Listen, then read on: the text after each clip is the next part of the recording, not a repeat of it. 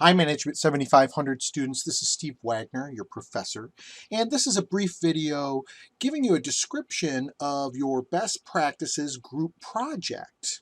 Now, in this project, your group has been assigned a topic that is in the area of organizational behavior, and you're to research this topic and prepare a paper and a presentation as a group. Now, all of these topics are covered to some extent in your textbook, but I'm not looking for you to just look in your textbook and give that material back to me. It's a great place to start, and there's some good sources in there, but I'm looking for you to go beyond the textbook. I'm looking for you to get into the library and do some good research of other books, case studies, research journal articles that are contemporary and speak to the cutting edge best practices in the area your group has been assigned. Now, your paper and your presentation should focus on practical implications. It shouldn't be highly theoretical in nature, and it should also be relevant to a global organization. You don't need to focus on any particular one organization or make up an organization, but it should focus on best practices that are relevant in different cultures. And so your research should cover managing people, not just in the United States, but also look at managing people in other regions of the world with regard to the topic you've been assigned. Now, there's two main deliverables of this project. The first is a white paper, and the white paper is a name for a research paper.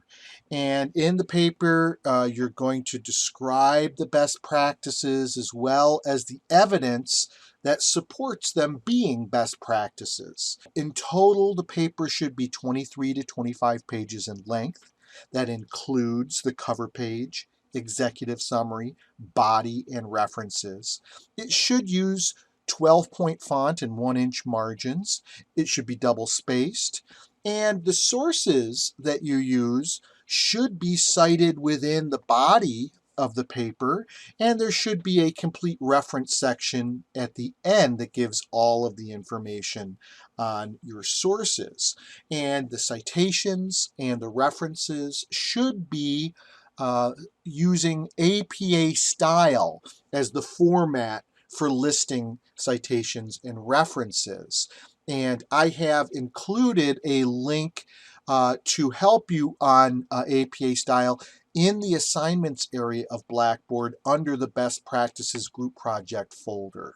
In addition to the white paper, your group is going to do an oral presentation. You're going to meet with me on Blackboard Collaborate towards the end of the semester, and you're going to load in the PowerPoint that you've developed, and each group member is going to present an equal amount of time focusing on those areas that they contributed to the white paper. I'm expecting that each member of the group will present for about 10 minutes. Now, the evaluation of this project is done with a rubric that's described in the syllabus, and you should look at that, as many of the assignments we have in this class have those rubrics, and it's a great way for you to set your expectations of what you should be doing in the assignment. And here I've listed the different categories in the rubric. I encourage you to go to the syllabus and look at these in a little bit more detail. But first off, I'm going to be evaluating how you describe the best practices and the evidence that supports them. I'm going to be evaluating whether you address practical implications of managing people in organizations, and whether it is relevant to a contemporary global organization, whether there are cross-cultural considerations in what you present. I'll be evaluating your group in terms of how well you integrate formal communication. So I'll be looking at, your presentation and whether there's a consistency in style, whether the substance of the presentation seems like it's integrated together where you really tried to coordinate your efforts. I'll also be evaluating teamwork evaluations. So each of you will do a self-evaluation and evaluation of each one of your peers on teamwork dimensions. And I have the evaluation form for that up in Blackboard in the best practices group project folder.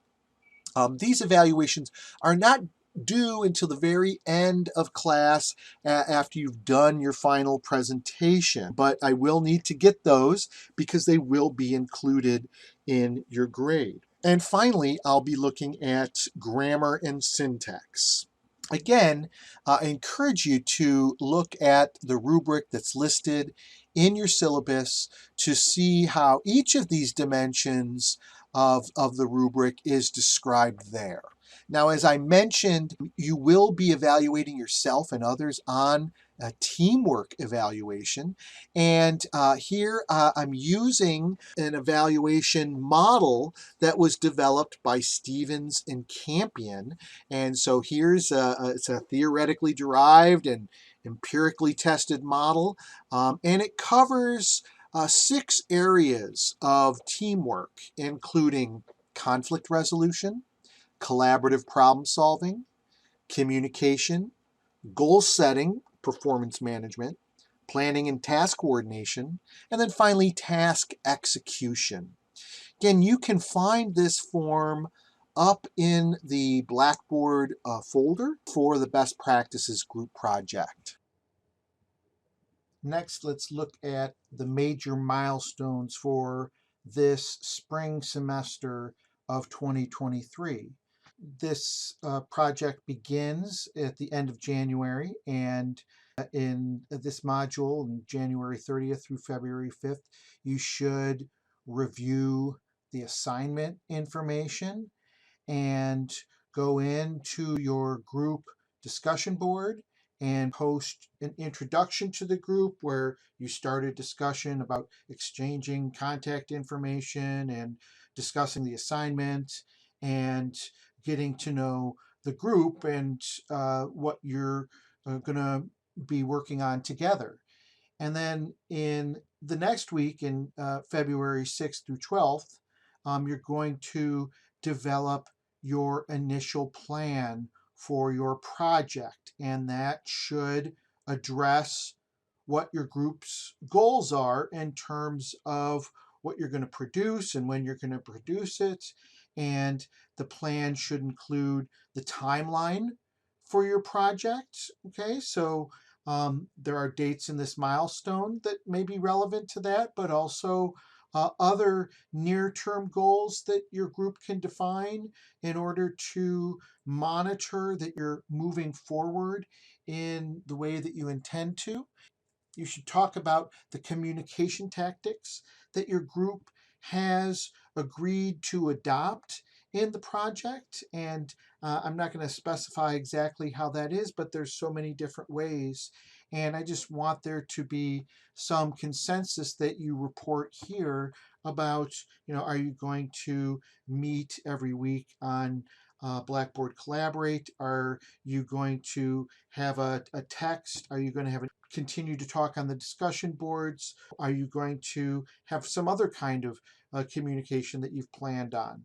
After you've defined that, you should get into outlining the topics that you're going to address. And so each of the assigned topics is fairly broad, and there may be different aspects that you can look at and should look at amongst your different team members. So you should be able to, in terms of the substance of the paper and the presentation, be able to divide and conquer. But I want to know who's taking which subtopic within the broader topic that you've been assigned. In addition to those topical roles, you should also address if there's any kind of group maintenance role that people are taking. Maybe you've designated some person as a leader or some person as the scribe who will take notes, or some person as an editor who's going to look at the paper. And those kinds of group maintenance roles can also be described in this group project. Now, that initial plan should be posted in your group's file exchange by February 12th, and then you should email me about meeting with your group. You should identify a time that would be good for the group members to meet with me, and then have someone in your group email me, and I will coordinate and work with you all to get that scheduled. And then during that week of February 13th through 19th, we'll have that meeting, and I'll give you my feedback on your group plan. We'll talk about how to go forward and make this an effective project. Then we'll also have another meeting about 1 month later in March, where there'll be another update meeting between your group and me to see how you have progressed on that plan. The deadline for submitting the white paper and the PowerPoint slides is April 12th, and you should be there posting them in your group's file exchange, and include the word final in that file name of the Word document or the PowerPoint document. We should be then meeting sometime between April 13th and the last day of class. We should have a meeting where your group presents those PowerPoint slides, and then afterwards you will submit your teamwork ratings for yourself and each of your team members. Now, this project challenges you to work with a group in a virtual context. And this mode of doing business was popular before the pandemic, but has become even more common since. Being able to effectively work in a team, to use computer technology to bring people together across geographic spaces to achieve a common goal. That's what your group is doing, and that is what a virtual team is. And so maybe we should think about some of the best practices that have been found for working in this virtual context. So one thing that's very important is to have very clear and common goals. So everybody should understand the goals very clearly, and they should be tracked. Developing the project plan and meeting with me and talking about that hopefully makes that a process that makes the group more effective. Another thing that your group needs to do is really commit to communication. Again, talk about it and follow through on the ways you're going to communicate with each other, whether it's the modality or some kind of norms that you have for how quickly you're going to respond to one another. Leverage the technology. There's different ways to communicate. I'm not dictating any one way. I think that should emerge through a conversation within your group. But you're going to be better off in this virtual context if you are leveraging technology. And so be disciplined. That's another best practice. And be disciplined about maintaining a shared documentation. Again, it goes back to the common goals and committing to documentation, that you have documentation that is shared. And so you've got that file exchange area, you've got the ways you've chosen to communicate with one another. We'll be meeting in Blackboard Collaborate, so it's probably good to get some comfort in that technology. And the final thing in terms of best practices is approaching this in terms of leadership. In this virtual context, often we require a higher level of leadership where it's not just one person in the group, but leadership is shared. And here, within this constraint of time that we have and the constraint of modality that we have, it's important that people share taking the initiative and taking responsibility for the group outcome.